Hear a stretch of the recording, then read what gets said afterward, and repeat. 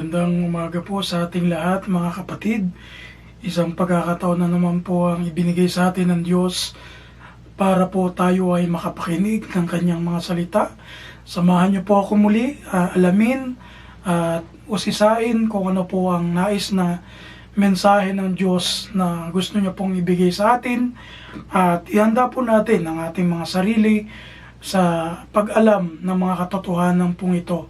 Ihanda po natin ang ating puso, ang ating isipan upang maunawaan po natin ang mga karunungan na magmumula po sa salita ng Diyos. Katulad po ng sinabi ko po nung nakaraan, nung mga nakaraang linggo, ang topic po natin nagpapatuloy po patungkol sa kalayaan kay Kristo. At ito nga pong week na ito ay second to the last na week. Purihin po ang Panginoon. So, ang mensahe po natin ay may pamagat na sincere repentance. Pag sinabi pong sincere, mga kapatid, ang ibig lang pong sabihin nito sa Tagalog ay tapat o totoo. At pag sinabi pong sincere repentance, ito po ay pagsisisi natin na taos puso. Kumbaga talagang nasa puso po natin yung ating pagsisisi. Hindi lang bang po sa nguso. Ayan. Kaya po, ito po yung pag-uusapan natin dahil napakarami na pong tao sa panahon natin ngayon, especially this time around, mga kapatid, na nalilimutan na po nila magsisi sa Panginoon. At yung iba ay napagod na po sila magsisi. At yung iba naman po ay hindi na talaga nagsisisi dahil sa maraming kadahilanan. Una, napagod na po sila magsisi dahil paulit-ulit naman po sila ng kasalanan ginagawa nila. Pangalawa, siguro dahil mas mataas yung pride nila kaysa sa yung pagiging humble nila. Mas pinapairal nila yung kanilang pride. Maraming dahilan kung bakit minsan ang tao hindi po nagsisisi, at yun yung nakakalungkot, mga kapatid. Sa atin mga Kristiyano ay tayo po ay tinuturuan ng Diyos na matuto po tayong magsisi. At sa oras po na ito, pag-uusapan po natin ngayon, ano ba ang sinasabi ng Biblia patungkol sa tunay o tapat na pagsisisi. Pag-usapan po natin, mga kapatid, 5 bagay na sinasabi po ng Biblia patungkol po sa sincere repentance. Ayan. Unang bagay, mga kapatid, dapat po nating malaman na ang tunay na pagsisisi ay ang pagkilala mo sa kasalanan at pagpapahayag mo nito sa Diyos. Minsan, sinabi po ni Haring David ang ganito, aking kinilala ang aking kasalanan sa iyo, at ang aking kasamaan ay hindi ko ikinubli. Aking sinabi, aking ipahahayag ang aking pagsalangsang sa Panginoon, at iyong ipinatawad ang kasamaan ng aking kasalanan. Mga kapatid, we have to know how to acknowledge our sin. Yan po ang unang paraan para po tayo makalapit sa Diyos. Dahil hindi po tayo tatanggapin ng Diyos kung hindi po tayo marunong magsisi. Hindi tayo marunong humingi ng tawad sa Diyos. We have to know how to acknowledge our sins. And then, after po natin ma-acknowledge, we have to address those sins to God. Gusto po ng Diyos, yung mga tao niya, ipinapahayag niya natin po yung ating kasalanan sa Diyos. It is not a simple mistake. Kasi po may mga iglesia parang ang tinuturo lang po nila na tayong mga tao parang nagkamali lang tayo. o tayo lang ay parang kumbaga sa salita nadulas sa pagkakasalita. Parang napakasimple lang ng pagkakamali natin. Pero kung titingnan po natin ang Biblia, mga kapatid, tayo po ay sinasabihan ng Diyos na tayo po ay mga makasalanan. At dahil doon, mga kapatid, kailangan po natin ng Diyos. We sinners need God who never sins, who never sin. Hindi po siya nagkasala kahit kailan. Kaya tayo po mga makasalanan, kailangan po natin ng Diyos. Dahil po ang Diyos, siya lang po yung hindi nagkasala. At siya lamang po ang makapaglilinis sa atin. Siya lamang po yung may kakayanan magpatawad po sa ating mga kasalanan. Sabi nga po sa unang Juan 1:9, ang sabi po rito, kung ipinahayag natin ang ating mga kasalanan, ay tapat at banal siya na tayo'y patatawarin sa ating mga kasalanan at tayo'y lilinisin sa lahat ng kalikuan. Alam niyo po, mga kapatid, may kondisyon po ang Diyos sa buhay natin mga tao. Ang kondisyon niya po para po tayo ay patawarin ng Diyos, kailangan po nating sabi niya, i-acknowledge natin, talagang tingnan natin yung sarili natin bilang mga makasalanan. Pangalawa, ipahayag natin sa Diyos. Dahil ang pangako po ng Diyos, sabi nga ni Juan dito, ni Apostol Juan, tapat at banal siya na tayo'y patatawarin sa ating mga kasalanan. Hindi pinag-uusapan po dito kung gaano kalaki yung kasalanan mo o gaano kaliit, kung gaano katagal o kung gaano ka-recent, o gaano kadalas yung kasalanan. Pinag-uusapan po dito, basta kasalanan ay kasalanan po yan sa Diyos. Ang sabi ng Panginoon dito sa aklat ng unang Juan, tayo po ay patatawarin kung tayo po ay marunong magpahayag sa Kanya. Kailan po tayo huling nagpahayag ng kasalanan natin sa Diyos ng buong tapat? Kasi po kahit naman wala naman tayo may tatago sa Diyos, mga kapatid. Batid niya ang puso natin. Kaya kahit hindi po natin masabi yan sa ating mga bibig, kung kahit itago mo yan, alam ng Diyos yung mga sulok-sulok ng puso natin. Alam ng Diyos lahat ng mga sikreto natin sa buhay, lahat ng mga tinatago natin mga past. Kaya wala po tayong maitatago sa Diyos. Upang patawarin tayo ng Diyos sa ating mga kasalanan, matuto tayong humingi ng tawad sa ating mga kasalanan.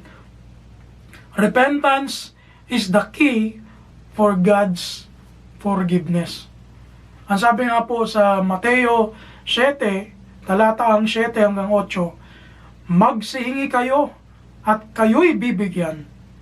Magsihanap kayo at kayo'y mga kasusumpong. Magsituktok kayo at kayo'y bubuksan.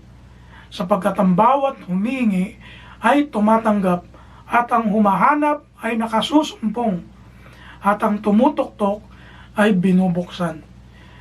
Kung gusto po nating mapatawad tayo ng Diyos, humingi tayo ng tawad. Hindi naman po yan automatic. Baka iniisip po ng iba sa atin, alam naman ng Panginoon yung kasalanan ginawa ko. Okay na siguro kahit hindi ako humingi ng tawad. Mga kapatid, napakahalaga po sa Diyos na tayo po ay humihingi ng tawad. Utos po ng Diyos yun sa atin mga Kristiyano. Pangalawang bagay, mga kapatid, pangalawang katotohanan na dapat po natin malaman patungkol sa tunay na pagsisisi o sincere repentance ay ito. Ang tunay na pagsisisi ay may malaking koneksyon sa kaligtasan. Ang sabi po ni Apostol Pedro sa ikalawang Pedro 3:9, hindi mapagpaliban ang Panginoon tungkol sa kanyang pangako na gaya ng pagpapalibang ipinalalagay ng iba, kundi mapagpahinuhod sa inyo na hindi niya ibig na sino man ay mapahamak, kundi ang lahat ay magsipagsisi. Maliwanag po dito mga kapatid na sinasabi po ng ating Apostol Pedro na ang Diyos daw po natin na sinasamba, ayaw niya po na may mapahamak kahit isa. Tingnan niyo po kung gaano kabuti ng Panginoon sa atin. Actually po, ang impyerno hindi naman talaga nilikha ng Diyos para po sa ating mga tao eh.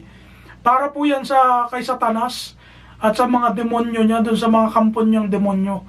Pero dahil po sa kasamaan natin, dahil po mas pinipili natin yung ibang mga tao, pinipili nila yung kasamaan, yung hindi pagkakilala sa Diyos, mas pinili po nila yon, ay ang katotohanan po talagang merong mga taong mapupuntang impyerno. At maliwanag po yan sa Biblia. May mga taong hindi talaga pupunta ng langit. Kaya po, nakita po natin dito na yun po yung nakakalungkot na katotohanan. Pero kung tatanungin po natin ng Biblia, ang sabi nga ay, ang gusto po nawa ng Panginoon ay walang mapahamak, kundi ang sabi dito, lahat ay magsipagsisi. Ano po yung ibig sabihin dito ni Peter na lahat dapat magsisi? Hindi lamang po ito yung sisi na Lord, sorry po sa mga nagawa kong kasalanan. Hindi lang po ganun, kundi talagang yung pagsisisi po na binago niya yung kanyang buhay, binago mo yung buhay mo. Yun po yung pagsisisi na hinahanap ng Panginoon.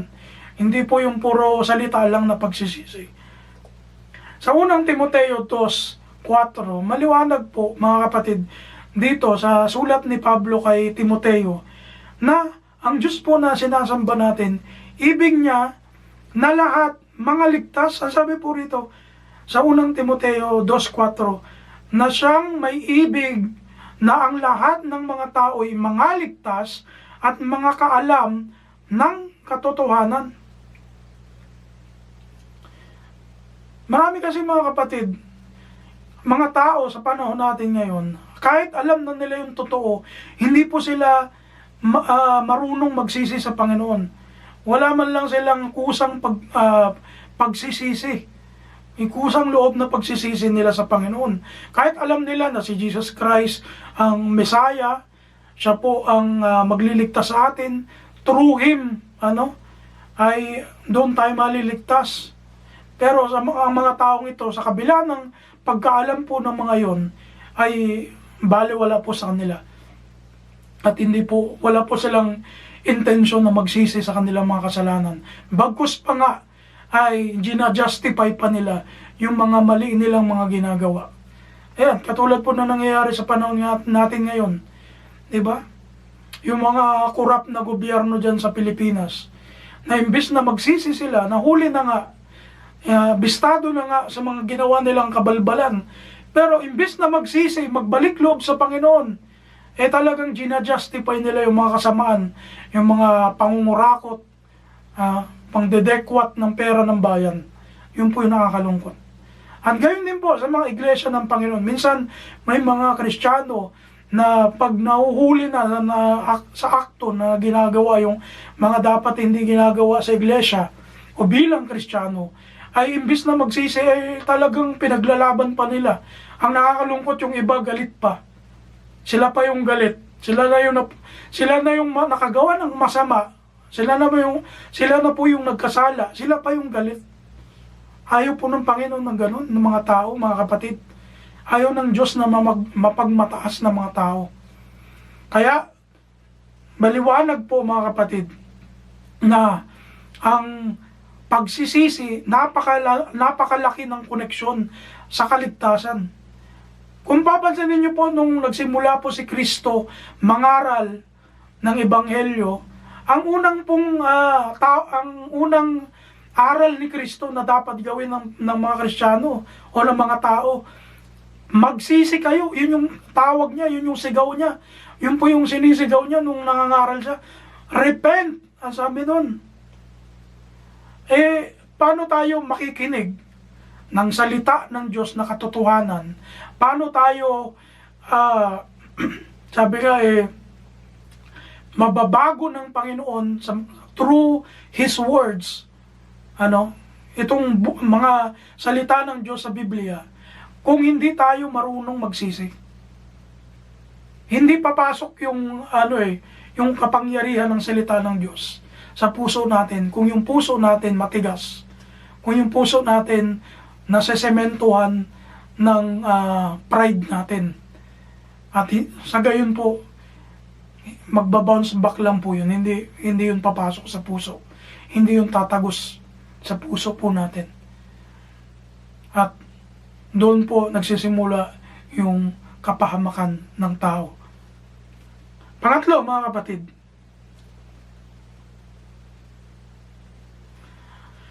pangatlong katotohanan, ito po ang sabi, ang tunay na pagsisisi ay may kasamang pansamantalang kalungkutan. Alam niyo po, mga kapatid, wala namang sigurong tao, pag nagsisi siya ng kasalanan niya, masaya pa siya. Ganon din po tayo sa pagsisisi natin sa Panginoon. Ang tunay na pagsisisi ng isang tao, hindi po siya sumasaya. Katulad po ng sinabi ni Apostol Pablo sa mga taga-Korinto, sa ikalawang Korinto 7, versikulo 9 hanggang 10. Ganito po ang sinasabi ni Apostol Pablo. Ngayon, ako'y nagagalak, hindi sapagkat kayo'y nalungkot, kundi sapagkat kayo'y nalungkot tungo sa pagsisisi. Sapagkat kayo'y pinalumbay ng naaayon sa Diyos, upang kayo'y huwag magdusa ng kalugihan sa pamamagitan namin. Sapagkat ang kalungkutang naaayon sa Diyos ay nagbubunga ng pagsisisi tungo sa kaligtasan na hindi ipagdaramdam.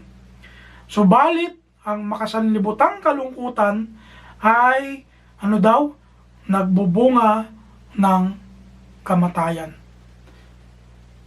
Nung sinasaway po ni Apostol Pablo yung mga taga-Korinto, inassume na ni Paul, nakikinikita na ni Paul na malulungkot yung mga kapatiran sa Korinto kung mabasa nila yung sulat ni Pablo dahil nga pagdidisiplina ni Pablo yung sulat niya . Pero ang sabi ni Paul, mas maigi na malumbay kayo, malungkot kayo, iyan yung magdadala sa inyo sa pagsisisi. At yung pagsisisi nyo sa Diyos, yan yung magdadala sa inyo ng kaligtasan. Kaya sabi rito sa verse 10, ang makasanlibutang kalungkutan ay nagbubunga ng kamatayan. Subalit, ang pagsisisi o ang kalungkutang naayon sa Diyos ay nagbubunga ng pagsisisi tungo sa kaligtasan. Tingnan niyo po yan. Kaya kung ako pong tatanungin, mga kapatid, ang tunay na pagsisisi may kalakip na kalumbayan o kalungkutan dahil isinusuko natin ang ating sarili sa Diyos. Kaya kung ako ang tatanungin, mga kapatid, mas gustuin ko na lang na malungkot, dahil sa nagsisisi ako sa Diyos. Dahil sa kasalanan, nakikita ko yung kasalanan ko. At dahil doon, nalulungkot ako. At dahil doon, pinagsisisihan ko yun. Kaysa yung masaya ka lagi, masaya ka lagi, pero hindi mo naman pinagsisisihan yung kasalanan mo sa Diyos. Mas maigi ng malungkot na nasa Diyos kaysa malungkot na yung kalungkutan mo dulot ng sanlibutan dahil sa sanlibutan. Ang sabi nga po rito sa Ecclesiastes 7, talatang 3, kapanglawan ay maigi kaysa pagtawa, sapagkat sa kapanglawan ng muka ay sumasaya ang puso. Tingnan niyo po yan, mga kapatid. Kaya mahirap yung laging masaya . Lahat na lang pinagtatawanan, Lahat na lang wala na lang kaseryosohan sa buhay. Ang tunay po na Kristiyano, mga kapatid, marunong magsisi. At pag tayo po nagsisisi, may kalaki po yun na kalungkutan. Pero okay lang po yun, mga kapatid. Dahil yung kalungkutan na po yun, papalitan po yun ng kagalakan ng Panginoon.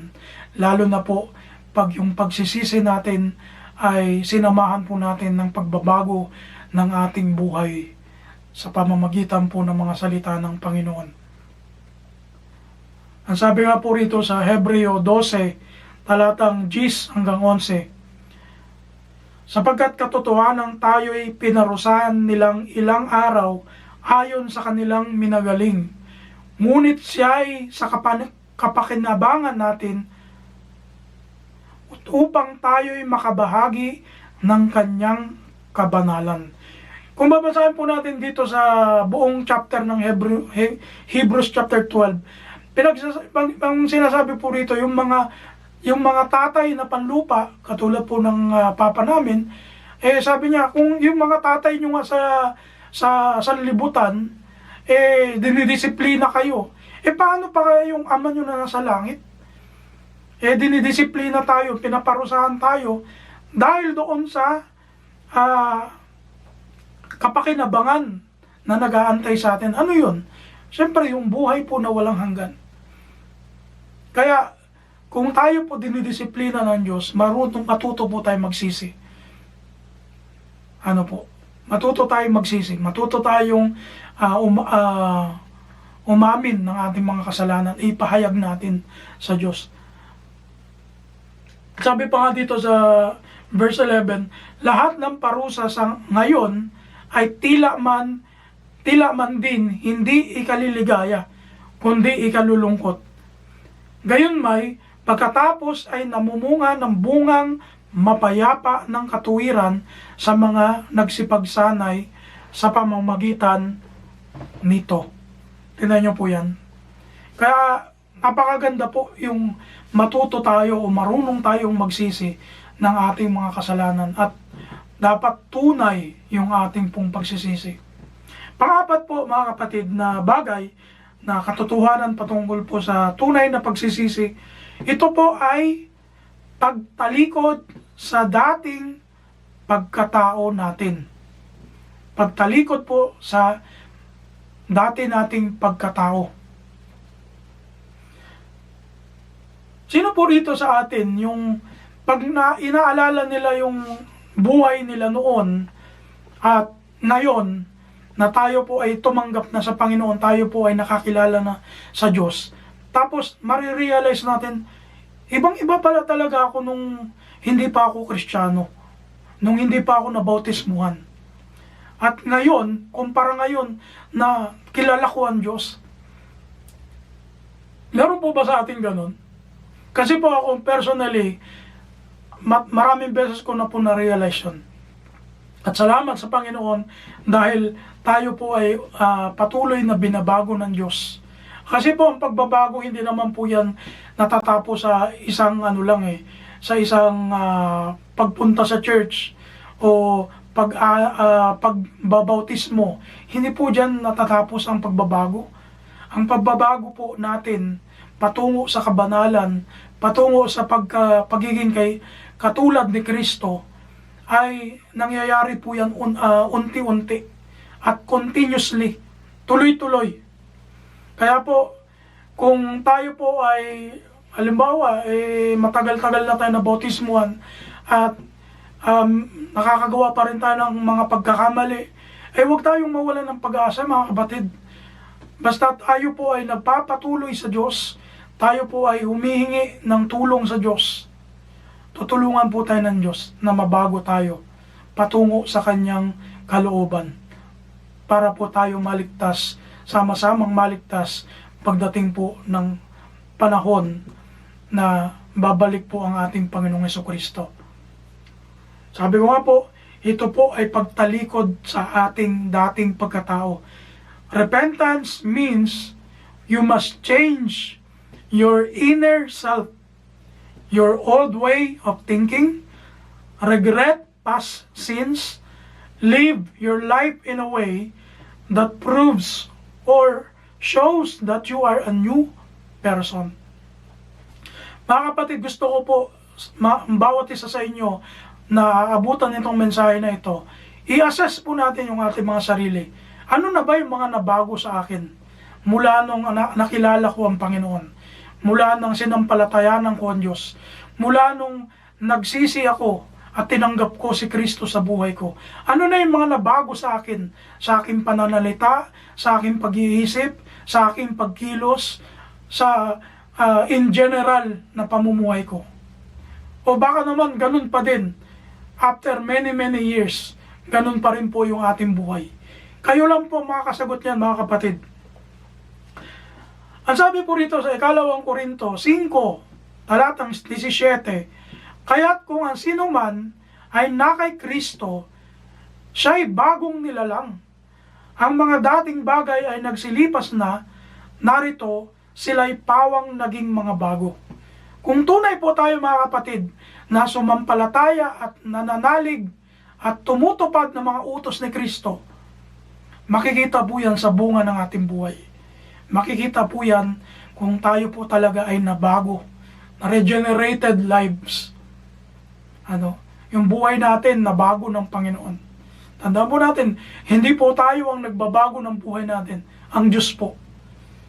Kaya kamustahin po natin, i-evaluate natin yung ating mga sarili sa araw-araw nating ginagawa, sa araw-araw nating pananalita, the way na mag-isip tayo, the way na kumilos tayo, the way na makisalamuha tayo sa ibang tao. Isipin po natin yan. At doon natin makikita kung talaga po tayong nabago ng Panginoon. Katulad po ni Apostol Pablo, ito po yung dapat nating gayahin. Sabi niya po sa Galatia 2, talatang 20, ako'y napako sa krus na kasama ni Kristo, at hindi na ako ang nabubuhay, kundi si Kristo ang nabubuhay sa akin. At ang buhay na ikinabubuhay ko ngayon sa laman, ay ikinabubuhay ko sa pananampalataya. Ang pananampalataya na ito'y sa anak ng Diyos, na sa akin ay umibig, at ibinigay ang kanyang sarili dahil sa akin. Ang tunay na pagsisisi, mga kapatid, may tunay na resulta. Jesus says, repent, not repeat. Remember, repentance is a change of direction, your change of heart and mind. It's your turning point. Ito po yung turning point natin, kumbaga yung 360 na pagtalikod natin sa dati nating pagkatao. It is more than a sorry word. Higit pa to sa simpleng pagsusori sa Panginoon. Kailangan po nakikita ito sa ating buhay. Mga kapatid, ang panghuli at panglima na katotohanan na dapat po nating malaman patungkol sa tunay na pagsisisi, ito ay kasama ng pananampalataya mo sa Diyos. You cannot repent if you do not have faith in Christ. And you cannot have true faith in Christ if you do not know how to acknowledge your sin and repent. Mga kapatid, itong dalawang ito, magkasunod po ito. Hindi pwedeng magkaroon ka ng pananampalataya sa Diyos nang hindi ka nagsisisi. At hindi ka rin makakapagsisi sa Diyos kung hindi mo muna siya nakilala. Kasi po yung tunay na pagsisisi, ang mag-uudyok sa atin yan, yung pagkaalam mo sa Diyos. Kung nakikilala mo na ang Diyos, doon ka lang makakagawa ng tunay na pagsisisi. Subalit pag hindi po ganon, yung pagsisisi po natin, pagpapaimbabaw na pagsisisi yan. Hindi po yan tunay na pagsisisi. Kaya po yung pananampalataya at pagsisisi, konektado po yan sa isa't isa. Ang sabi nga po dito sa Marcos 1, talatang 7 o 15, Marcos 1:15, ang sabi po rito, at sinasabi, naganap na ang panahon at malapit na ang kaharian ng Diyos. Kayo'y mangagsisi at magsisampalataya sa Ebanghelyo.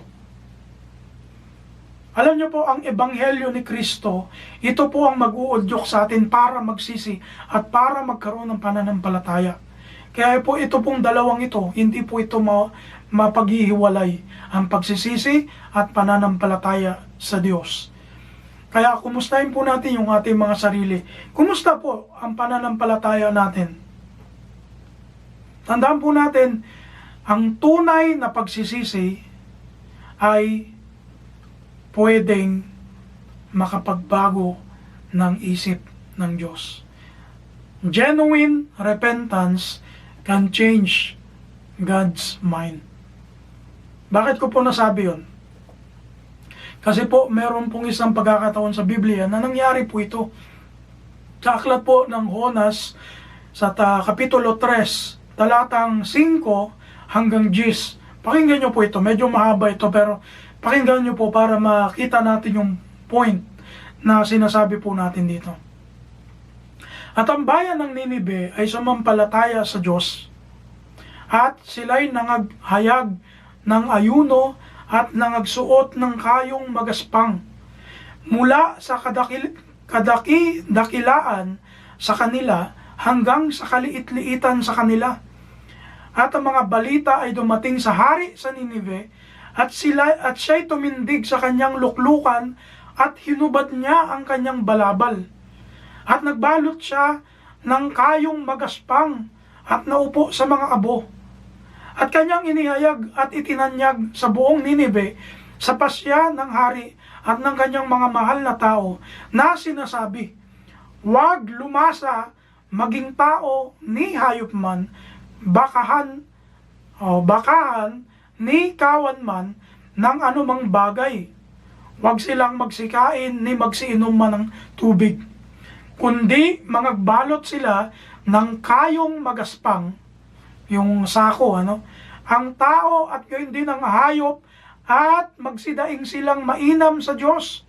Oo, talikdan ng bawat isa ang kanyang masamang lakad at ang pangdadahas na nasa kanilang mga kamay. Sino ang nakakaalam o nakaalam kung manumbalik ang Diyos at magsisisi at hihiwalay sa kanyang mabangis na galit upang tayo'y wag mga matay?" Pakinggan niyo po ito sa verse 10. "At nakita ng Diyos ang kanilang mga gawa, na sila'y nagsihiwalay sa kanilang masamang lakad, at nagsisi ang Diyos sa kasamaan na kanyang sinabing kanyang gagawin sa kanila, at hindi niya ginawa." Kung tatandaan po natin mga kapatid, yung kwento po kasi na ito ay ipinadala ng Diyos si Jonas doon po sa Ninive para po pangaralan ng Ninive na sa loob po ng 40 days, pag hindi po nagsisi ang mga taga Ninive, ay pupugnawin sila ng Diyos. Ito namang si Jonas, propeta Jonas, porque alam niya na ang Panginoon ay mapagpatawad, alam ni propeta Jonas na papatawarin ng Diyos ang mga taga Ninive pag sila po ay nagsisi sa kanilang kasalanan. Aba, ito namang si Jonas, imbes pumunta sa Ninive, tumakas papuntang Tarsis, yung barko na sinakyan niya. Kaso, alam niyo naman na po yung kwento, di ba? Nagpadala ng unos sa dagat yung Panginoon. At yun nga, eventually, nilunok siya nung malaking isda, sabi sa Bible. At pagkatapos po ng 3 days and 3 nights, ay niluwa po siya doon ng isda. Isa pong lesson po doon, kahit gaano ang gawin nating effort makatakas sa Diyos, kung meron pong pinapagawa sa atin ng Diyos, hindi po tayo makakatakas. At gayon din po, ayun nga, nagsisi po yung mga taga Ninive, at sila po ay hindi pinuksa ng Diyos. Ayan. So makikita natin, ang Panginoon pwede po palang magbago ang isip pag tayo po nakita ng Diyos na tunay tayong nagsisisi. Kasi po ang Diyos naman napakalaki ng biyaya. Mapagmahal ang Diyos natin. Siya po ay Diyos ng pag-ibig. At siya po ay handang magpatawad as long as makikita niya po na tayo ay talagang nagsisisi ng totoo. At pag sinabi ko pong nagsisisi ng totoo, katulad po ng mga tao sa Ninive, talagang ipinakita nila sa kanilang gawa na sila'y nagsisi. Hindi lang sila nanalangin, hindi lang sila nagsalita na, "Oh Lord, sorry po Lord, sa ginawa namin." Hindi ganun eh. Kasi pati yung hari mismo, sabi dito sa binasa natin kanina, nagsuot ng sako, naglagay ng abo sa ulo, at tanda ng pagsisisi. Kasi ganun po yung mga tao noon, mga kapatid, kung di nyo po alam. Ganun po sila, ang paraan po nila ng pagsisisi noon. Talagang kulang na lang ilublob nila yung mukha nila po sa sa putek para makita ng mga tao at makita ng Diyos na talagang sila po ay nagsisisi. Ang tanong mga kapatid, kailan po tayo huling talagang nagsisi sa Panginoon ng sobra-sobra? Baka naman po ang dami-dami na nating mga ginagawang mali, gina-justify pa natin sa isip natin. Bilang pagtatapos mga kapatid, ito po ang ating dapat tandaan. Ang tunay na pagsisisi hindi nagtatapos sa pananalangin lamang. The more you become deeper in faith, the more you will see yourself being unworthy before God's holiness and righteousness. Alam niyo po, ang isang Kristiyano, habang mas lalo po tayong lumalapit sa Diyos, mas lalo natin nakikita na yung sarili natin, hindi tayo karapat-dapat sa Diyos dahil sa kasalanan natin. Pero salamat sa Panginoong Jesucristo na siya po ang naging mediator natin between sa Ama at sa ating mga tao. Salamat sa Panginoon. Kaya kung gusto nating patawarin tayo ng Diyos, matuto po tayong magpakumbaba. Humility is the key. Kailangan po natin matutong magpakumbaba at magbago ng isip. Hindi tinitingnan ng Diyos kung gaano kagaling yung mga words natin na lumalabas sa panalangin natin. Hindi po yun. Kahit napakarami pang mga magagandang vocabulary ang lumalabas sa bibig natin pag nagpipray tayo, hindi yun ang basihan ng Diyos sa pagpapatawad niya sa atin. Kundi yung ating buhay na nagbabago at nagpapabago sa Kanya araw-araw. Ang tunay na pagsisisi mga kapatid ay nangyayari sa pangalan ng ating Panginoong Jesucristo. Kaya po pag nananalangin tayo, humingi tayo ng tawad, ihingi natin yan sa pangalan ng ating Panginoong Yesus. Dahil po sa pangalan ng ating Panginoong Yesus, may kapangyarihan po ang panalangin. At sa kahuli-hulihan, remember that God is always checking our hearts, the posture of our hearts, and the attitude of it. So next time we pray for forgiveness of God, we need to check our heart first. Check muna po natin ang ating mga puso if we are surrendering ourselves before asking God's forgiveness. Mga kapatid, maraming salamat sa time, sa effort na binigay niyo po sa oras na ito. Salamat sa Panginoon na nagturo sa atin muli sa pamamagitan ng Kanyang banal na Espiritu, at nawa ang panalangin ko ay patuloy nating matutunan ng mga bagay na ito at may sa pamuhay makita sa bunga ng ating mga pamumuhay ang tunay na pagbabago sa pamamagitan po ng pagsisisi natin sa ating mga kasalanan at sa pananampalataya natin sa Diyos. Purihin po ang Panginoon. Magandang araw po sa inyong lahat. Pagpalain po kayo sa oras na ito at samahan niyo po akong muli sa susunod na linggo. Loobin ng Panginoon na tayo po ay magkatipon-tipon muli. Pagpalain po kayong lahat sa mga abutan po ng mensaheng ito. God bless you all mga kapatid.